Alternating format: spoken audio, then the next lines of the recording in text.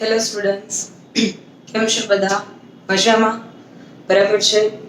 ચલો, welcome back to biology again. બરાબર છે. લાસ્ટ લેક્ચરની અંદર આપણે લોકોએ શું સ્ટડી કર્યું હતું પહેલા તો ઇન બ્રીફ એની વાત કરી લઈએ. તો કે અત્યાર સુધી એટલે કે આની પહેલાના લેક્ચર 1 ની અંદર આપણે લોકોએ સ્ટાર્ટ કરેલું હતું ચેપ્ટર 1 સજીવોમાં પ્રશ્ન. આપણે સ્ટાર્ટ કરેલું હતું ચેપ્ટર 1 સજીવોમાં પ્રશ્ન. એની અંદર આપણે લોકોએ કયા કયા ટોપિક ભણેલા? આપણા ટોપિકની અંદર જે ફર્સ્ટ ટોપિક હતો એ હતો જીવનકાળ માટેનો. જીવનથી લઈ મૃત્યુ સુધીના સમયગાળાને શું કહેવાય? જીવનકાળ. આઈ હોપ કે હોમવર્કની અંદર તમે બધા લોકોએ જીવનકાળ શોધીને રાખેલો હશે. જીવનકાળ કદ ઉપર આધારિત નથી. એના પણ આપણે ઉદાહરણ જોયા હતા. પોપટ કાગડો, પીપળાનું વૃક્ષ અને આંબાનું વૃક્ષ એટલે કે કેરીનું વૃક્ષ. આટલી વાત થઈ ગઈ. બરાબર છે. ધેન આફ્ટર આપણે પ્રજનનની વ્યાખ્યા વિશે વાત કરી હતી કે જ્યારે કોઈ એક સજીવ એના જેવા જ બીજા સજીવની ઉત્પત્તિ કરે તો એને પ્રજનન કહેવામાં આવે છે. ધેન આફ્ટર પ્રજનનનું મહત્વ. પેઢી દર પેઢી કોઈ પણ જાતિનું સાતત્ય એટલે કે અસ્તિત્વ ટકાવી રાખવા માટે થઈને બરાબર છે પ્રજનન એક મહત્વપૂર્ણ ક્રિયા છે. આ વસ્તુ થયા બાદ આપણે એના બે પ્રકાર સમજેલા. કોના? તો કે પ્રજનનના. પહેલો હતો અલિંગી પ્રજનન અને બીજું હતું લિંગી પ્રજનન. અને એ બંનેના તફાવત વિશે પણ આપણે વાત કરેલી હતી. જન્યુઓનું નિર્માણ નહીં થાય, કઈ પ્રક્રિયા લાંબી છે, ટૂંકી છે, સરળ છે, જટિલ છે, આ બધી વસ્તુઓ વિશે આપણે લાસ્ટ લેક્ચરની અંદર ડિસ્કશન કરી ગયા. હવે આજે આપણે જે શરૂઆત કરવાની છે એ કઈ કરવાની છે? તો કે પહેલું કયું? તો કે અલિંગી પ્રજનન. આપણે જે આજે શરૂઆત ક્યાંથી કરવી છે? અલિંગી પ્રજનનથી. બરાબર છે. હવે અલિંગી પ્રજનનને શું કહેવાય મિત્રો? એસેક્સ્યુઅલ રિપ્રોડક્શન. ઇંગ્લિશ આપણે નહીં ભૂલીએ. બરાબર છે. આપણે સ્ટાર્ટ કરવું છે અલિંગી પ્રજનન. બરાબર છે. અલિંગી પ્રજનનને આપણે શું કહીએ છીએ? એસેક્સ્યુઅલ રિપ્રોડક્શન. એને આપણે શું કહેવાના છીએ? એસેક્સ્યુઅલ રિપ્રોડક્શન.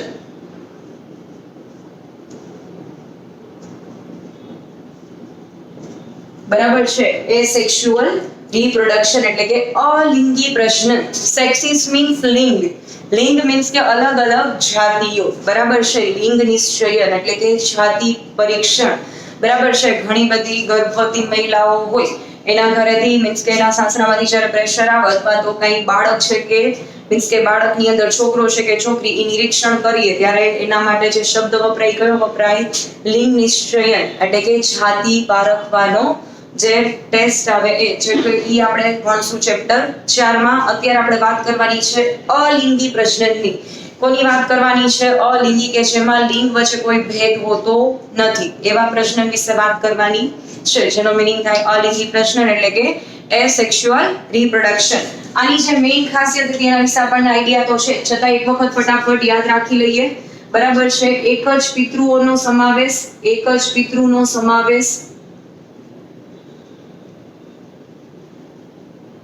પિતૃ એટલે શું થાય? પેરેન્ટ્સ. બરાબર. પિતૃ મીન્સ પેરેન્ટ. અને એની સંતતિ એટલે એને તમે પ્રોજની કહી શકો, ઓફસ્પ્રિંગ પણ કહી શકો. બરાબર છે. ચાઇલ્ડ પણ કહી શકો. બરાબર છે. વનસ્પતિ હોય તો એની અંદર તમે પ્રોજની શબ્દ વપરાય. બરાબર છે. કોઈ પ્રાણી હોય તો એની અંદર ઓફસ્પ્રિંગ વપરાય. મનુષ્ય હોય તો એની અંદર ચાઇલ્ડ શબ્દ વાપરી શકાય. શેના માટે?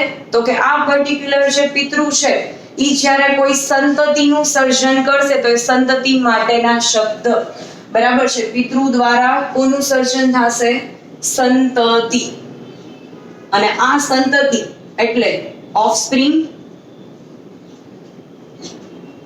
બરાબર છે. પ્રોજની અને ચાઇલ્ડ. આ બધા શબ્દ તમારે ખાસ યાદ રાખવાના છે કારણ કે ચેપ્ટરની અંદર બહુ બધી વાર આવા ઘણા બધા શબ્દની જે છે એ ચર્ચા કરવામાં આવેલ હોય. ઓકે. અલિંગી પ્રજનન કે જેની અંદર એક જ પિતૃઓનો સમાવેશ થાય છે અને આ એક પિતૃ જ્યારે એની સંતતિનું સર્જન કરે છે ત્યારે આ સંતતિ કેવી હશે? આ સંતતિ જે છે ફક્ત એના જેવી જ નહીં, ફક્ત એના જેવી જ નહીં, પરંતુ બાહ્યાકાર રીતે અને જનીનિક રીતે આબેહૂબ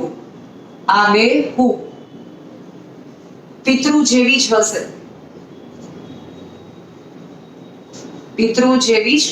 હશે, ના આબેહૂબ એટલે એનું ઇંગ્લિશ શું થાય ભાઈ? આઈડેન્ટિકલ શું થશે એના માટે? આઈડેન્ટિકલ.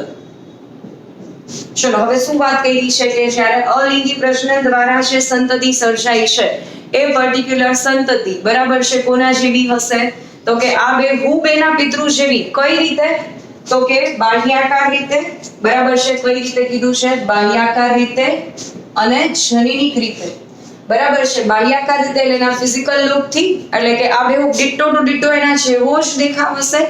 અને બીજું તમને કીધું છે જનીનિક રીતે. બીજું તમને શું કીધું છે? જનીનિક રીતે એટલે કે જીનેટિકલી, બરાબર છે. જનીનિક રીતે એટલે જીનેટિકલી, બાહ્યાકાર રીતે એટલે morphologically and genetically they are identical to each other. આપણે શું કહી શકાય? મોર્ફોલોજિકલી અને genetically they are identical to each other. Morphology એટલે કે બાહ્યાકાર રીતે અને જીનેટિકલી એટલે જનીનિક રીતે એ બંને કોણ? તો કે સંતતિ અને પિતૃ બંનેના આબેહૂબ પ્રતિકૃતિઓ છે. અને જો એ આબેહૂબ પ્રતિકૃતિઓ છે, બરાબર છે, તો એના માટે શબ્દ કયો વપરાય છે? ક્લોન્સ. એના માટે શબ્દ વપરાય છે ક્લોન્સ. આબેહૂબ પ્રતિકૃતિને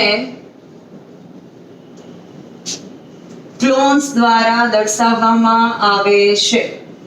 ક્લોન્સ દ્વારા દર્શાવવામાં આવે છે.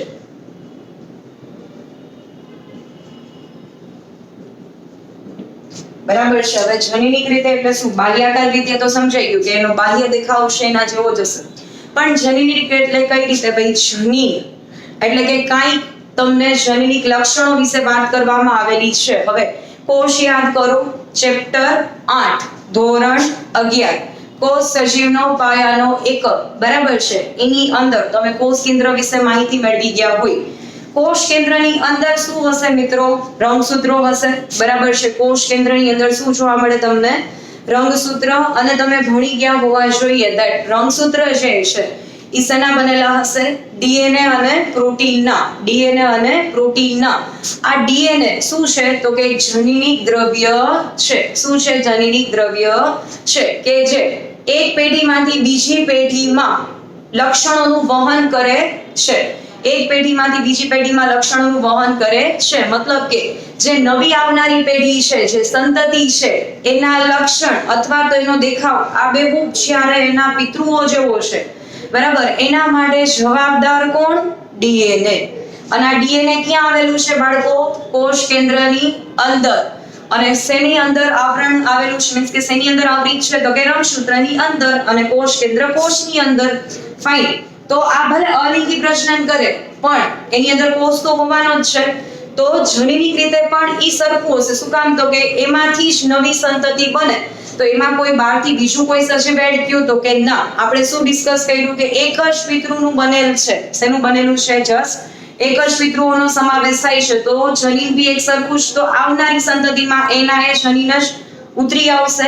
એટલે જનીનિક રીતે અને બાહ્યાકાર રીતે, બરાબર છે, જે સંતતિ છે આબેહૂબ એના પિતૃ જેવી જ તમને જોવા મળશે. આબેહૂબ તમને એના પિતૃ જેવી જ જોવા મળશે. અને જો જ્યારે સંતતિ આબેહૂબ એના પિતૃ જેવી દેખાય તો એને શું કહેવામાં આવે? ક્લોન્સ. એને શું કહેવામાં આવે છે? ક્લોન્સ. આ શબ્દ ખાસ યાદ રાખજો એમસીક્યુ ના પોઈન્ટ ઓફ વ્યૂ થી, બરાબર છે. એમસીક્યુ ની અંદર આપણને પૂછાઈ શકે છે. ડન. તો આ વાત થઈ ગઈ અલિંગી પ્રજનનની. હવે અલિંગી પ્રજનનની પદ્ધતિઓની વાત કરવાની છે. કોની વાત કરવાની છે? અલિંગી પ્રજનનની પદ્ધતિઓ. કે કઈ રીતે એક્ચ્યુઅલીમાં અલિંગી પ્રજનન તમને જોવા મળશે. કોની અંદર વાત કરવી છે મિત્રો? અલિંગી પ્રજનનની વાત પ્રાણીની અંદર અને એઝ વેલ એઝ વનસ્પતિની અંદર. આપણે જે એસેક્સ્યુઅલ રિપ્રોડક્શન છે એ આપણે બે વસ્તુની અંદર જોવાનું થાય. અલિંગી પ્રજનન પ્રાણીઓમાં અને અલિંગી પ્રજનન વનસ્પતિઓમાં. ફાઇન. તો આપણે જે સ્ટાર્ટ કરવાનું છે આજે ક્યાંથી સ્ટાર્ટ કરવાનું છે? અલિંગી પ્રજનન પ્રાણીઓમાં. આ એક સિક્વન્સ યાદ રાખજો. એક જ પિતૃઓનો સમાવેશ થાય એની જે સંતતિ છે તમે ઓફસ્પ્રિંગ પ્રોજની ચાઇલ્ડ કહી શકો છો. એના જે રીતે પરંતુ બાહ્યાકાર અને જેનેટિક રીતે આબેહૂબ એના પિતૃ છે એટલે ditto to ditto copy to copy એના પિતૃ જેવી હશે ને એ પ્રતિકૃતિને કહેવાય ક્લોન્સ. આટલી વાત કર્યા પછી હવે આપણે એની પદ્ધતિઓ ઉપર જાવું છે. બરાબર. પણ આ વસ્તુ તમે નોટ ડાઉન કરી લેજો. એમસીક્યુ ની અંદર પૂછાશે કે ભાઈ અલિંગી પ્રજનન છે બરાબર છે એમાં એની સંતતિ એની આબેહૂબ પિતૃ જેવી હશે કે નહીં, એમાં વિવિધતા જોવા મળશે કે નહીં, તો કે ના. આબેહૂબ પ્રતિકૃતિ જે છે ડિટ્ટો ટુ ડિટ્ટો એના પેરેન્ટ્સ જેવી હશે એટલે અલિંગી પ્રજનનમાં પિતૃ અને સંતતિ વચ્ચે કોઈ વિવિધતા જોવા મળશે નહીં. ડિટ્ટો ટુ ડિટ્ટો સિમિલર એના જેવું જ હશે. હવે એની પદ્ધતિઓની વાત કરીએ બરાબર. તો આપણે હેડિંગ મારીએ અલિંગી પ્રજનન કોનામાં? પ્રાણીમાં અલિંગી પ્રજનન. પ્રાણી એટલે કોણ? તો કે સિંહ, વાઘ, ઘોડા, ગધેડા આવા પ્રાણીઓ નહીં. આની અંદર આપણે યાદ કરો આપણે લાસ્ટ લેક્ચરમાં જ્યારે અલિંગી અને લિંગી પ્રજનનનો તફાવત સમજતા હતા ત્યારે આપણે એવું કીધું હતું કે ભાઈ આ જે અલિંગી પ્રજનન છે એ તમને કોનામાં જોવા મળે? તો કે સરળ કક્ષાની અથવા તો નીચલી કક્ષાની વનસ્પતિ અને નીચલી કક્ષાના પ્રાણીમાં. કોનામાં જોવા મળે? નીચલી કક્ષાની વનસ્પતિ અને નીચલી કક્ષાના પ્રાણીમાં અથવા તો સરળ આયોજન ધરાવતા પ્રાણી અને વનસ્પતિની અંદર. તો એવા કોણ છે? તો કે મોસ્ટલી મોનેરા અને પ્રોટિસ્ટા. મોનેરા પ્રોટિસ્ટા ક્યાંથી એવા? યાદ કરો ચેપ્ટર 2 11th સ્ટાન્ડર્ડ ધોરણ 11 નું તમારું ચેપ્ટર 2 બાયોલોજીકલ ક્લાસિફિકેશન જૈવિક વર્ગીકરણ જે હતું એની અંદર તમે વીટેકર નું 5 કિંગડમ ક્લાસિફિકેશન સમજી ગયા હોય એટલે કે 5 સૃષ્ટિ વર્ગીકરણ મોનેરા, પ્રોટિસ્ટા, ફૂગ, પ્લાન્ટ અને એનિમલિયા. એમાંથી આપણે મોનેરા અને પ્રોટિસ્ટા અને ફૂગની વાત અહીંયા આગળ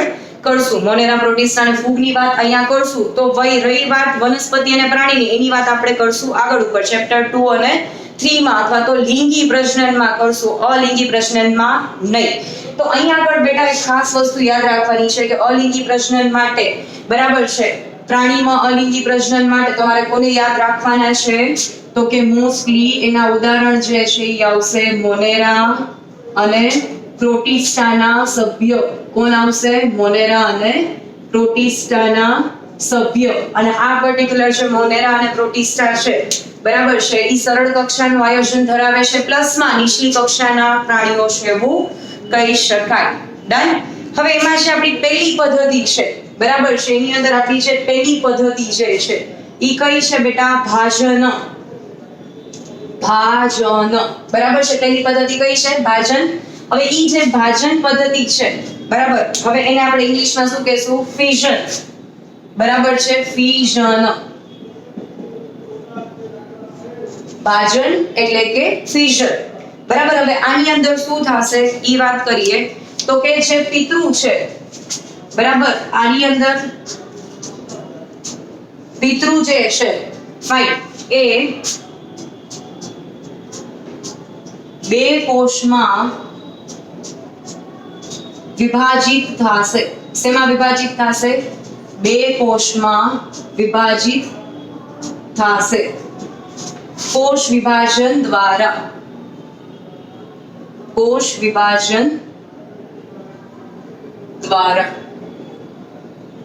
બરાબર છે. પિતૃ જે છે એ બે કોષમાં વિભાજિત થશે. કોના દ્વારા? તો કે કોષ વિભાજનની પ્રક્રિયા દ્વારા. કોના દ્વારા થશે બેટા?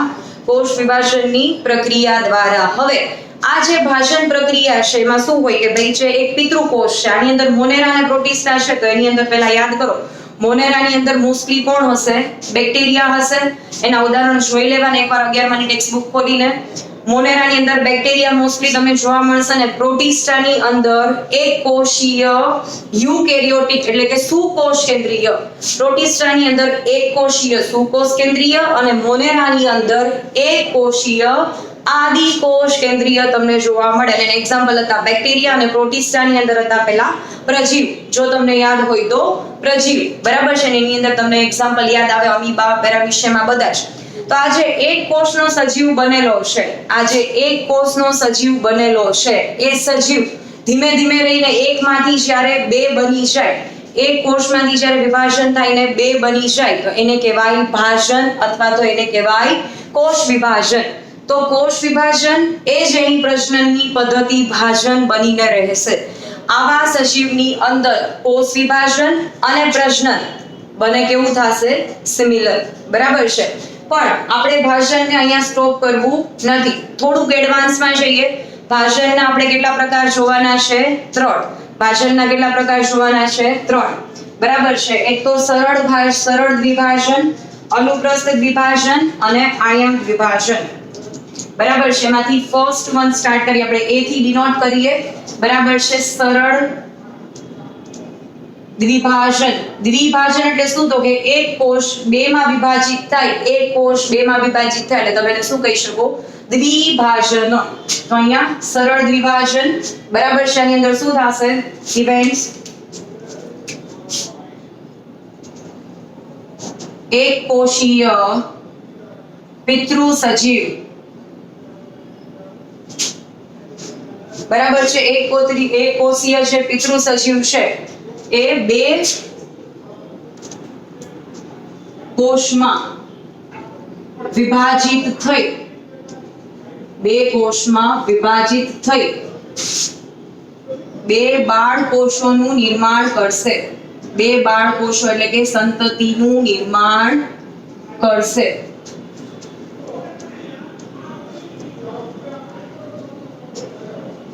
બરાબર છે. બે બાળ કોષોનું નિર્માણ શૈલી કરશે. હવે આ જે બે બાળ કોષોનું નિર્માણ કરશે એ બે અગેન કેવા હશે? આ બે બેના પિતૃ જેવા હશે. ડન છે, બરાબર. હવે કઈ ઇવેન્ટ્સ થાય છે એની અંદર જોજો, બરાબર. પહેલા તો આપણે સરળ વિભાજન કીધું છે તો એની અંદર એક પોઈન્ટ એ લખવાનું રહ્યો આપણે કે આ પર્ટિક્યુલર આ પદ્ધતિમાં કોઈ પણ ધરીએથી, આ પદ્ધતિમાં કોઈ પણ ધરીથી વિભાજન થશે. કોઈ પણ ધરી એટલે કે હમણાં તમને ડાયાગ્રામેટિકલી સમજાવું છું. આ પદ્ધતિમાં કોઈ પણ ધરીથી વિભાજન થશે, કોઈ પણ ધરીથી વિભાજન થઈ શકશે. પહેલા ડાયાગ્રામ જોઈ લઈએ પછી હજી થોડું ડિસ્ક્રિપ્શન છે હું તમને સમજાવું. આપણે આમાં એક્ઝામ્પલ લેવાનું છે અમીબાનું. અહીંયા આપણે એક્ઝામ્પલ લેશું સરળ વિભાજનમાં અમીબાનું. તો માની લો કે આ અમીબા છે. આપણને ખબર છે કે અમીબાનો જે આકાર છે કેવો છે? અનિયમિત છે. અમીબાનો આકાર કેવો છે? અનિયમિત છે. હવે પહેલી ઇવેન્ટ જે થાય છે શું થાય છે? આ અમીબાની કોષ દિવાલ, બરાબર છે. વચ્ચેનો જે પોર્શન છે અહીંયા કોષ રસ રહેલું હશે અને આ એનું શું થઈ જશે બેટા? કોષ કેન્દ્ર. કોષ કેન્દ્ર, આયની કોષ દિવાલ અને વચ્ચેનો જે પોર્શન હશે એ હશે કોષ રસ. વચ્ચેનો જે પોર્શન હશે કોષ રસ. તો જે પહેલી ઇવેન્ટ થશે એમાં શું થશે? કોષ કેન્દ્રનું વિભાજન. શું થાય છે? કોષ કેન્દ્રનું વિભાજન. તો અહીં ઓબ્ઝર્વ કરો, અમીબા છે થોડું પુખ્ત થયું, મોટું થયું, ધીમે ધીમે આ બે જે છે, બરાબર છે, આવી રીતના સૌથી પહેલા શું થશે? કોષ કેન્દ્ર વિભાજન, બરાબર છે. જે પછીની ઇવેન્ટ છે એમાં શું થશે? કોષ રસ વિભાજન, બરાબર છે. કોષ રસ વિભાજન. અત્યાર સુધી કોષ રસ એટલું ને એટલું હતું. હવે ધીમે ધીમે કોષ રસમાં વધારો થશે ને એનું પણ વિભાજન થવાનું શરૂઆત થશે, બરાબર. અને પછી શું થશે? તો કે એક ખાંચનું નિર્માણ થશે અને એ જે ખાંચ છે એ કોઈ પણ જગ્યાએથી પડી શકે, બરાબર. આ કોષ કેન્દ્ર તો વિભાજન થઈ ગયા. હવે એની સાઈઝ ધીમે ધીમે મોટી થઈ તો ધીમે ધીમે કોષ રસનું પણ વિભાજન થયું, બરાબર છે. અને અહીંયા જો આ જે ખાંચ પડે છે અહીંયા બે જગ્યાએ, આ જે ખાંચ પડે છે એ કોઈ પણ ધરીએથી પડી શકે. અહીંયાથી પડી એવું જરૂરી નથી કે અહીંયાથી જ પડે. એ આમ આડી બી પડી શકે છે, બરાબર. પછી આવી રીતના ક્રોસમાં પણ આવી શકે છે. એટલે કોઈ પણ ધરીથી ઈ ખાંચનું નિર્માણ કરી શકે છે, બરાબર. કોઈ પણ ધરીથી ખાંચનું નિર્માણ કરી શકે તો એવી પદ્ધતિને કેવી પદ્ધતિ કહેવાય? સરળ દ્વિભાજન. જો કોઈ પણ ખાંચમાંથી નિર્માણ થાય તો એને કહેવાય સરળ દ્વિભાજન. Fine, okay. હવે આ વસ્તુ થઈ પહેલા શું થયું પહેલી ઇવેન્ટમાં? તો કે કોષ કેન્દ્ર વિભાજન બરાબર છે અહીંયા શું થયું કોષ કેન્દ્ર વિભાજન બીજી જે પદ્ધતિ છે મીન્સ કે નેક્સ્ટ સ્ટેપ છે એની અંદર શું થયું કોષ રસ વિભાજન કોષ રસ વિભાજન થયું અને સાથે સાથે શું થયું ખાંચનું નિર્માણ થયું અને ફાઇનલી એઝ અ રિઝલ્ટ આપણને શું મળે છે આ ખાંચ ધીમે ધીમે મોટી થતી જાય અને એઝ અ રિઝલ્ટ આપણને અહીંયા બે બાળ અમીબાના કોષો જોવા મળે છે આ ઇવેન્ટને થોડીક આપણે આ સાઈડ ફોરવર્ડ કરી લઈએ બરાબર છે તમે એને ઇઝીલી જોઈ શકો ફાઇનલી તમને જે છે બે બાળ કોષનું સર્જન થયેલું જોવા મળે છે કારણ કે ધીમે ધીમે ઈ ખાંચ છે એ કેવી થતી જશે મોટી થતી જશે બરાબર છે કોષ દિવાલ પણ ફાઇનલી વિભાજન થઈ જશે તો પહેલી ઇવેન્ટ કોષ કેન્દ્ર વિભાજન બીજી ઇવેન્ટ ધીમે ધીમે કોષ રસ વિભાજન ત્રીજી ઇવેન્ટ ખાંચનું નિર્માણ ને ચોથી ઇવેન્ટ કોષ દિવાલ છૂટી પડશે અને એની સાથે સાથે જ એકમાંથી જે બે અમીબા જે છે એ તમને જોવા મળે એકમાંથી બે અમીબા જોવા મળે હવે આ પિતૃ અમીબા અને એના બાળકોષો ડીટો ટુ ડીટો એના જેવા જ તમને જોવા મળશે આ બે તમને એના જેવા જોવા મળશે ઓકે ડન છે બરાબર તો આ વાત થઈ ગઈ સરળ વિભાજન અને એનું એક્ઝામ્પલ છે અહીં આપણે લખી નાખીએ બરાબર કોનામાં જોવા મળે છે એનું ઉદાહરણ અમીબા ઉદાહરણમાં આપણે રાખવાનું છે યાર અમીબા કે જે એક કોષીય સજીવ છે કેવું સજીવ છે એક કોષીય સજીવ આદિ કોષ કેન્દ્રીય નહીં પણ શું કોષ કેન્દ્રીય છે પ્લસમાં બરાબર છે એક પ્રજીવની અંદર આવશે બરાબર કોની અંદર આવશે પ્રજીવ અને આ પ્રજીવ કોની અંદર આવે પ્રોટિસ્ટામાં પ્રજીવ કોની અંદર આવશે પ્રોટિસ્ટામાં તો આ આપણે ભાજન પદ્ધતિનો બરાબર છે પહેલો ભાગ પૂર્ણ કર્યો સરળ વિભાજન અને આમાં જો કોષ વિભાજન કયો તો પણ આ અને આમાંથી પિતૃનું નિર્માણ પિતૃમાંથી સંતતિનું નિર્માણ કયો તો પણ આ જ હવે યાદ કરો બરાબર છે આપણે એવું કીધું કે ભાઈ કોષ વિભાજન ઈ જ પ્રશ્ન તો અહીંયા વસ્તુ પ્રૂવ થાય છે અને પહેલા લેક્ચરમાં આપણે એવું કીધું હતું બરાબર છે કે જે એક કોષીય સજીવ છે એ ક્યારે મૃત્યુ પામતો નથી જો વસ્તુ એટલું થઈ કે આ જે એક કોષીય સજીવ છે એ આટલી ઇવેન્ટ પાસ કર્યા પછી એમાંથી બે કોષ બની જાય તો આ કોષ ક્યાં તો કે આ બે નવામાં સર્જન થઈ ગયું હવે આ બે કોષ છે પુખ્ત થઈને ફરીથી બીજા નવા 4 ઉત્પન્ન કરશે 4 નવા 8 ઉત્પન્ન કરશે તો એનું મૃત્યુ તો કોઈ દિવસ થવાનું છે જ નહીં એનું મૃત્યુ કોઈ દિવસ થવાનું છે જ નહીં ફાઇન તો આને શું કહેવાય સરળ વિભાજન બરાબર છે હવે નેક્સ્ટ જે વિભાજન પદ્ધતિ છે એ આપણી માટે કઈ છે અનુપ્રસ્થ દ્વિભાજન શું કહેવાય એને અનુપ્રસ્થ દ્વિભાજન એકમાંથી બે જ કોષમાં વિભાજિત થશે મિત્રો એકમાંથી બે જ નિર્માણ પામશે પણ મેં શબ્દ શું સ્પેસિફિક વાપરો અનુપ્રસ્થ દ્વિભાજન અહીંયા સરળ વિભાજન હતું એમાં મેં શું કીધું કે ભાઈ જ્યારે કોષ વિભાજન થાય કોઈ પણ ધરીથી થઈ શકે છે એટલે કે કોઈ પણ દિશામાં થઈ શકે છે કારણ કે અમીબાનો આકાર નિયમિત નથી કેવો છે અનિયમિત છે અમીબાનો આકાર કેવો છે અનિયમિત છે પણ હવે જે આપણે નેક્સ્ટ વાત કરવાની છે બરાબર ઈ કયું વિભાજન છે ફટાફટ જોઈએ અનુપ્રસ્થ દ્વિભાજન બરાબર છે અનુપ્રસ્થ દ્વિભાજન અને એની અંદર આપણું જે ઉદાહરણ રહેશે ઈ કયું રહેશે પેરામિશિયમ અહીંયા આપણે હવે કોની વાત કરવાની છે પેરામિશિયમ બરાબર છે તમે પેરામિશિયમ થી બી જાણ જ હશો પેરામિશિયમ એટલે કે એક કોષીય સજીવ કેવો તો કે અગેન પ્રજીવ જ બરાબર છે અને ઈ બી કયા ક્લાસમાં આવશે પ્રોટિસ્ટાના ક્લાસમાં જ આવશે સુકોષ કેન્દ્રીયમાં જ આવશે હવે છે અનુપ્રસ્થ વિભાજન છે એની અંદર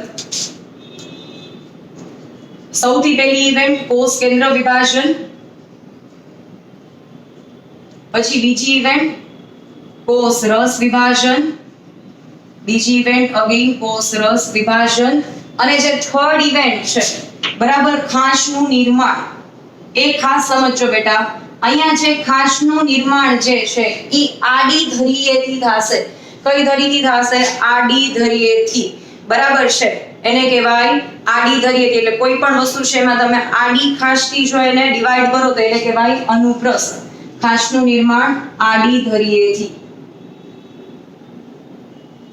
આ વસ્તુ અહીંયા ખાસ યાદ રાખવા જેવી છે અંડરલાઈન કરીએ આડી ધરીથી ખાંચનું નિર્માણ થાય બરાબર છે અને ફાઇનલી બરાબર છે આની અંદર બી ખાંચનું નિર્માણ થયા પછી બે બાળ કોષમાં નિર્માણ, બે બાળકોષોનું નિર્માણ. બરાબર છે. ડાયાગ્રામેટિકલી જોઈ લઈએ સ્પીડમાં. માની લ્યો કે આ આપણું પેરામિશિયમ છે. હવે આ પેરામિશિયમની અંદર બરાબર છે અહીંયા આપણું કોષ કેન્દ્ર છે. પેરામિશિયમની અંદર કોષ કેન્દ્ર છે. હવે ધીમે ધીમે શું થશે, આડી ધરીએ ખાંચ કરવાની છે, તો થોડી ખાંચ આવે એવું રીતનું ડ્રો કરો. બરાબર છે. આ ખાંચ ડ્રો આડી રીતે કરી. ધીમે ધીમે શું થાય છે, જોજો બેટા, કોષ કેન્દ્ર વિભાજિત થઈ ગયા. બરાબર છે. કોષ કેન્દ્ર વિભાજિત થઈ ગયા. ધીમે ધીમે કોષ રસ વિભાજિત થશે. ધરી જે છે એ શાર્પ બનતી જશે આવી રીતના. બરાબર છે. કોષ કેન્દ્ર જે છે આવી રીતના વધતા જશે અને ફાઇનલી બે બાળ પેરામિશિયમનું નિર્માણ થાય છે લાઈક ધીસ. પેલા કોષ કેન્દ્ર વિભાજન, પછી કોષ રસ વિભાજન. પણ અહીંયા ધરી જો કઈ છે, આડી ધરીએ આ જ પર્ટિક્યુલર ડિરેક્શનમાં એ વિભાજિત થઈ ગઈ. બરાબર છે. તો આવું જે વિભાજન એને કહેવાય અનુપ્રસ્થ દ્વિભાજન. બરાબર, એને શું કહેવાય, અનુપ્રસ્થ દ્વિભાજન. ડન. બરાબર છે. ઓકે, અને ઇંગ્લિશમાં કેવું હોય તો શું કહેવાય, તો કે ટ્રાન્સવર્સ સેક્શન. બરાબર છે. Transverse section. અને શું કહેવાય, લખી નાખીએ એટલે ભૂલાય નહીં તમને લોકોને. આને કહેવાશે ટ્રાન્સવર્સ સેક્શન.